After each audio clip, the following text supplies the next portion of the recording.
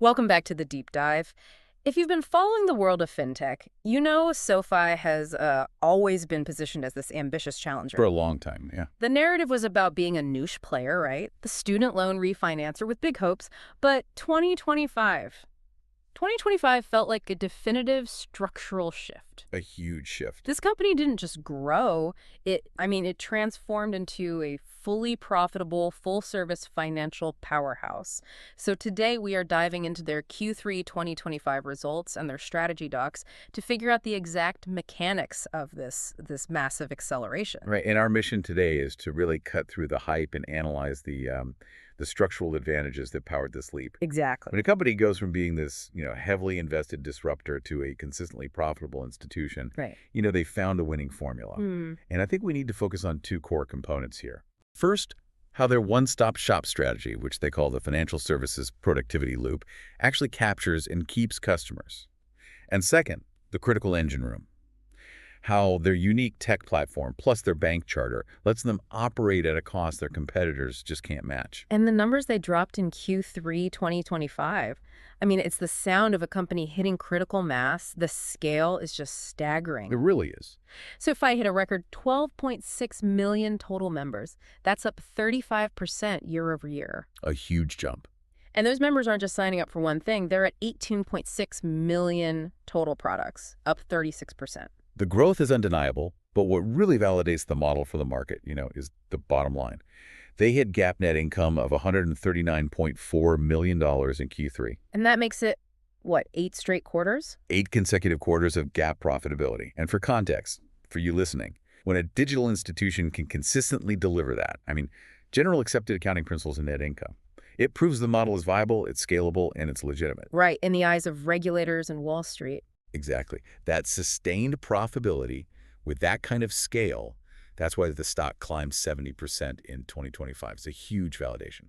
Okay, so let's unpack this central strategy, the FSPL, the Financial Services Productivity Loop. We know it means one-stop shop, but for you listening, the real question is, does offering a ton of products in one place actually create a profitable loop, or is it just a messy menu? It's absolutely a profitable loop. And it works because it's structured to follow a member through their entire financial life cycle. The strategy is, it's simple but brilliant. How so? You hook in students or young professionals early, maybe with a student loan refi or a high-yield savings account, and then you just grow the engagement organically. Hmm. They cover the whole spectrum: borrow, save, spend, invest, and protect. So the goal isn't just to get a customer for one loan. No, the goal is to drastically increase the lifetime value of that member. Make sure they're using 4 or 5 products, not just one. And the data shows this is actually happening. It's not just marketing speak anymore. It really does. Cross by the number of new products opened by existing members, it hit its highest level since 2022 in that third quarter. Wow. Specifically, about 40% of new products were from existing members. Think about that. Almost half their product growth is coming from people already in the ecosystem. That's organic, cheap growth. The best kind. And the breadth is just, it's everything. You're a med resident, and you get student loan refinancing, buying a house, you get home loans, you have self-directed investing, robo-advising IRAs, plus banking, credit cards, insurance. It makes the system incredibly sticky. But the stickiness isn't just about convenience. It's about personalized value and unique benefits that secure that primary relationship. Like what? They offer access to a credentialed financial planner. That is a massive draw for that younger, ambitious demographic who, often can't afford traditional financial advice. Exactly. For a young professional starting out, free credentialed advice is often way more valuable than an extra few basis points on an account somewhere else. Right. And then you layer on the unique benefits. SoFi Plus discounts, career coaching, even perks at SoFi Stadium, like expedited entry and access to a member lounge. Those aren't just cute add-ons. No, they're not. They make it genuinely inconvenient to leave, even if a legacy bank tries to lure you away with a slightly better intro rate on one single product. It just reinforces this whole idea that SoFi is your financial home base. That makes perfect sense on the revenue and retention side. But, stickiness wouldn't mean much if the engine running it all was super expensive. So let's shift gears. Let's talk about the foundation that allows this profitability. The cost structure. Yes, and this is where it gets really interesting. The bank charter. They bought Golden Pacific Bancorp back in 2022 to get it, and in Q3 2025, we are seeing the full benefit of that move. The bank charter just fundamentally changes the unit economics of their lending business. It's that simple. Before 2022, SoFi was like most other digital lenders. They'd originate loans, but they had to fund them using expensive capital. From so-called warehouse facilities. Exactly. Credit lines from bigger banks or investment firms, they work, but they come at a really high interest cost. But now, running their own bank. Now they're self-funding. They are taking low-cost deposits directly from you, the member, from your checking and high-yield savings accounts, and then using that money to fund their personal loans, student loans, home loans. It dramatically lowers their cost of capital. Okay, let's translate this. The quantitative impact of this remixing, moving away from those expensive facilities, is just stunning. The numbers create a permanent competitive moat. Let's absolutely break down the jargon. So in Q3 2025, the average rate they paid on those member deposits, so the money in your SoFi savings account, was 190 basis points lower than the cost of their old warehouse facilities. Hold on, 190 basis points. That translates to a 1.9% funding advantage. Precisely, a 1.9% difference. And that translates directly into approximately $627.1 million of annualized interest expense savings. Whoa. $627 million? And that's not a one-time gain. That is recurring margin they get to play with every single year. They can keep it as profit, or, and this is key, they can pass some of it back to you through lower loan rates or higher deposit APYs to attract even more members. It's an immediate, durable advantage. That margin power is the definition of a structural competitive advantage. And they are successfully pulling in those low-cost deposits, which is the whole key, right? Yes. Total deposits grew by $3.4 billion in Q3, hitting $32.9 billion. But the most crucial metric is the quality of those deposits. Nearly 90% of SoFi money deposits, they came from members who had set up direct deposit. That's the real insight. They're not just getting spare change, they are becoming the member's primary bank. Exactly. Direct deposit customers are inherently stickier, more profitable, which explains why they push it so hard. You get those competitive rates, like the high APY on savings, but you need to enroll in SoFi Plus and set up direct deposit to get the best rate. Which was up to, what, 3.3% APY on savings in Q3? That's right. They're willing to pay a premium for your deposits, because even that premium is significantly cheaper than their other funding options. It's a calculated move to keep your cash in the system, constantly fueling that FSPL engine.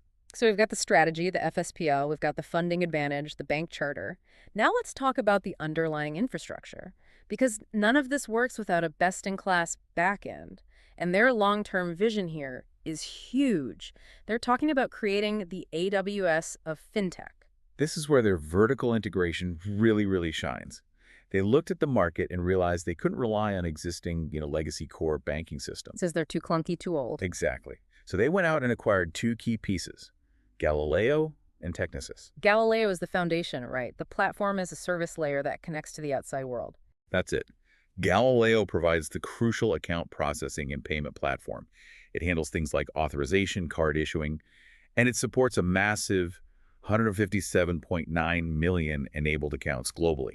Most of those are external clients, which gives them huge scale and revenue diversification. But the real synergy comes from Technisys.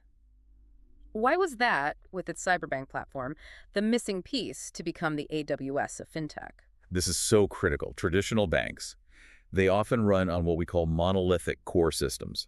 Imagine a massive, rigid mainframe built like decades ago. Right. Every time they want to launch a new product, say a specific high-yield savings account, it requires a heavy, expensive, separate tech build that takes months, sometimes years. And Technisys is the opposite of that. Completely. Technisys' cyberbank platform is cloud-native and what we call composable.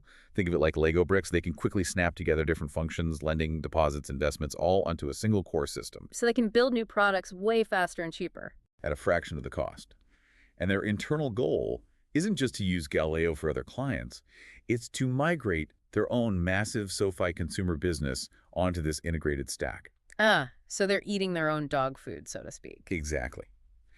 The big goal is to move SoFi checking, savings, and credit cards onto the single platform Galileo plus Technisys over the next 2 to 4 years.